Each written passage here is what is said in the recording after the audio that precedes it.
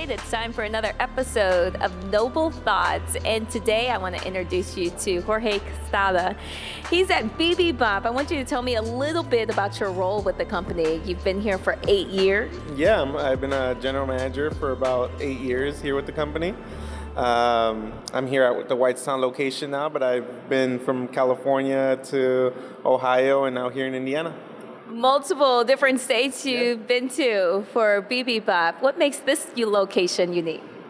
This location, all locations really were solely based on community, So we try to help everybody around us out, and we serve great food that's made here in store every single morning.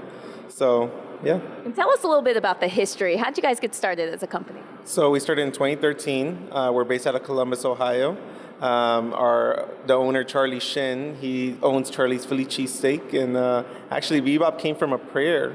Yeah. Tell us more. Yeah, he prayed for about a whole day, asking what his next steps were, and he said that BiBiBop came about. Yeah. It makes sense. The food here is so good. Tell me a little bit more about the food. Yeah, so we prep the food here every single day. Nothing is processed. Everything is made by our hands every single morning. 100% gluten-free. You got a lot of vegetarian, vegan options, like USDA choice steak and organic tofu. Yeah. Walk us through the menu a little bit more. How does it work? Yeah, so you start with your base. We have 7 different bases. We just added a couple. And then you can do a half and half or a single base. And then you move on to your hot toppings. That you can grab whatever you like. We want to know about the bases. What are our options? Yeah, so we have white rice, purple rice, lemon turmeric rice. And then we have honey citrus kale, romaine, and japchae noodles. And then you put on your toppings, right? Yeah. So after that, we have black beans, chickpeas, potatoes, broccoli, bean sprouts, and then a variety of cold toppings. Yeah, like corn, carrots, kale, onion, avocado, pineapple. Yeah, a lot of good cold toppings. What's the response been like for customers who had never been here before? Oh, they love it. We have a lot of returning guests. It's always that first time that they try it, and after that, they're hooked. Having a restaurant right now can be tough. How's business? Business has been a little bit slow, but we just opened in January here at Whitestown, so we're expecting it to do a lot better. It's been kind of cold these past couple months, so a lot of people don't like to go out in the cold, but hopefully once summertime comes around, we'll be out in the events like Taste of Indy, highlighting our restaurant and bringing more people in. Taste of Indy is an incredible event. It brings restaurants together at White River State Park. Tell us what or why it's important for BiBiBop to be a part of that.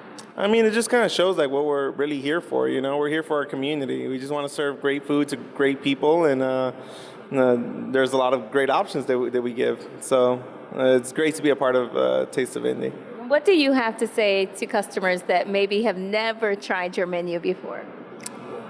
Just come and try it. There's a lot of options. I know that here in an Asian grill, kind of sometimes people are like, oh, don't really get into that. But definitely it's something that we have options for everybody. If you like plain, there's white rice and chicken and good sauces.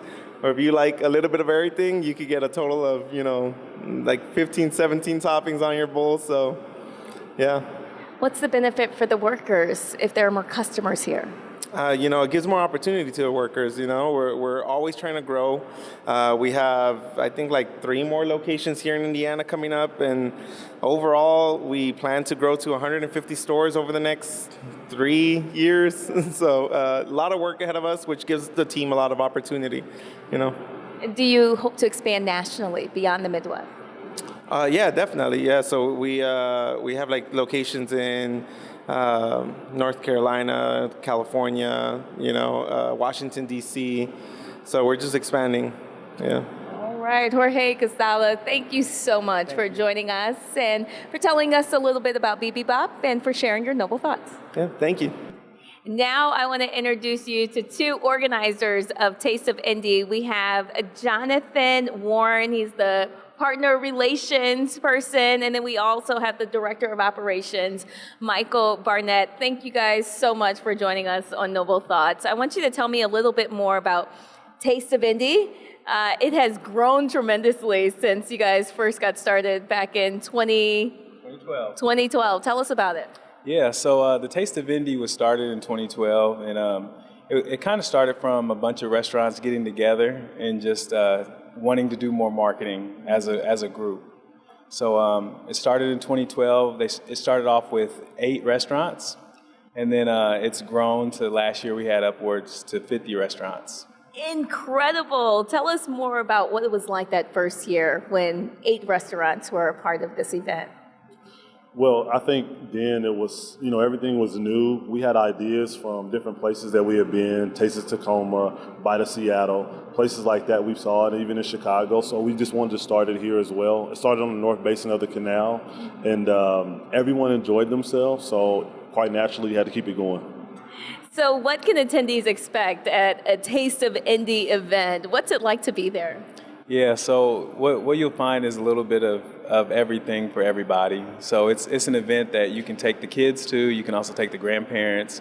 We have everyone from family reunions coming out to the event to people just coming through the city to enjoy Indianapolis for the weekend. It will be 4th of July weekend, so it's always beautiful, nice and warm, and White River State Park is beautiful. There also, you can expect a all-day concert on the canal. Last year we had Rob Dixon was our headliner. This year we're still going to reveal that to come, but you will get a concert. We had rock climbing last year. We had video game trucks. So we have a lot of activities for the kids, a lot of giveaways. There'll be alcohol sampling. We have 3 DJs. And just a little bit of everything. Of course, we have the wonderful food. So if you like to eat and you like to be around your family, it's a good weekend, good for. Talk to us more about the backdrop at the park. Where's the location that you guys use? Yeah, so we use the White River State Park, which is, affectionately called Indy's backyard. And so we like to say we throw the best party in the backyard of Indy, for sure. When you get there, it'll be, the beautiful lawn. And then, of course, we go over the old Wash Street Bridge where you have a lot of the food trucks, if we have those, will be there. We'll have a DJ on there. And then when you come back to the lawn, there's plenty of things to do. Jonathan kind of already talked about a lot of those things. Then also you get to taste the cuisine of Indy, for sure. What are the benefits to the restaurants that participate? I mean, you have dozens and dozens already on deck to participate this year. Yeah, the restaurants, we love just being able to highlight restaurants that people may have not seen throughout the city or just new restaurants. We highlight food trucks from caterers to your best steakhouse downtown to your favorite restaurant on the west side. So if you're a restaurant and you want to be highlighted over the weekend, you want to show people what you have, it's just a great opportunity to be a part of the community in the Indianapolis scene. Do you have to have a large restaurant or a food truck that has been operating for many years in order to participate? No, not at all. We like to encourage those that are just, wanting to get out there, be a part of it. We are going to help you, kind of understand that there is a velocity that you got to be able to handle, for sure. So that's important. But, as long as, your food is good, of course, we would love to have you, if we can. So the restaurants are passing out small samples, or how does this work? Yeah, so there will be sampling throughout the park as well, but the currency for the event is tickets. So you'll go through the park, you'll buy food tickets, and then you'll exchange the food tickets for food. And there's kind of a novelty with that. It kind of just promotes you talking and communicating with a lot of different restaurants. There'll also be giveaways and coupons and things like that they'll give you. But it encourages sampling. That's the whole point, where you can go out and you may be able to try 20 different restaurants and their best dishes. And you'll also be able to meet the chefs. So we'll have chef tables and things like that to get you involved in the culinary scene in Indianapolis. And talk to us about what it's like for families. I mean, especially if you have picky eaters, young kids, this is a perfect time to test out the waters, huh? Absolutely. With the smaller portion sizes that restaurants are going to give, you'll be able to, like Jonathan mentioned, to taste more different cuisines.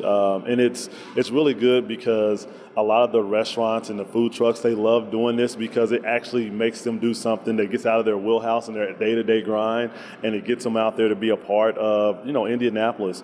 And, Indianapolis is big, so, geographically. So some people, they live on the north side, may have never had the great tacos on the west side. Now you get it all right there in the park. So you have that exposure as a restaurant, and then as someone that's coming, you get to taste food that you may not ever get to taste again. So. How many restaurants are you expecting this year? Yeah, so we usually typically have around 50. And it also, you'll have different types and styles. So you'll have, we try not to have the same type of restaurant or same type of style. So that also includes food trucks. You have some food trucks, you'll have some caterers, you have some, just every type of food, dessert vendors, ice cream, just a little bit of everything. So. Why is this a benefit for the Circle City? Yeah, as an event that's centered around food and community, Indianapolis is already known for its amazing hospitality. I think that an event like the Taste of Indy gives the city an opportunity to show off its amazing hospitality, but also able to show off its amazing culinary scene. And it's in one of the most beautiful locations in the Midwest, White River State Park, so it just all fits. What is your hope for the future? What does the Taste of Indy look like years from now? We want to keep growing it for sure. We love to show growth even within our restaurants. Well, hey, you may have started as a food truck in the restaurant, but now you have your own brick and mortar because of the taste and help the promotion and the marketing you may get from that. We also love to grow our partnerships within, Indianapolis as a whole, whether it be, hey, I came out and I was a sponsor for this, or I was a partner there. You saw residuals from that, whether it be, monetary or just having a better, ecosystem for your business. We want to create that for everyone. So that's what we like to do. Not only are you looking for partners, but just more participants for the event this year, volunteers, more restaurants. Yeah, we as we've been growing, volunteers is always something that we're always looking forward to. It's a great day in the park. You spend out with your friends, and you'll get to try all kinds of food. Also, like Michael said, our partners. We've really been growing with our partnership. Coca-Cola has been a great partner. We have Northwestern Mutual last year. The United States Army brought a big climbing wall, so they've been a great partner. So we like to support our military troops and our veterans. Veterans get in free, kids get in free. So, the partnerships have been really big, and as we grow it as a community, we want to get more organizational partners, more community-based organizations that can just be a part of it and benefit from the citywide community event. Any suggestions to folks in other cities that may be encouraged by the work that you're doing here? I'll just say, me and Jonathan are big on networking and, being a part of your city or town or whatever that is. And, for us, food was quite natural, something for us to kind of go into. But, maybe there's something that you enjoy, there's something that you think your city's known for or you would like to be known for. So, partner and network for sure. How can we better support you guys? Yeah, just really with any kind of way. It's just the event, it's grown so much that there's just need for everything, like we said, from volunteers to just people that want to be involved in it. So any way that you want to be involved in it, there's something for you. All right. Well, Jonathan Warren and Michael Barnett, thank you so much for joining us and for sharing your noble thoughts.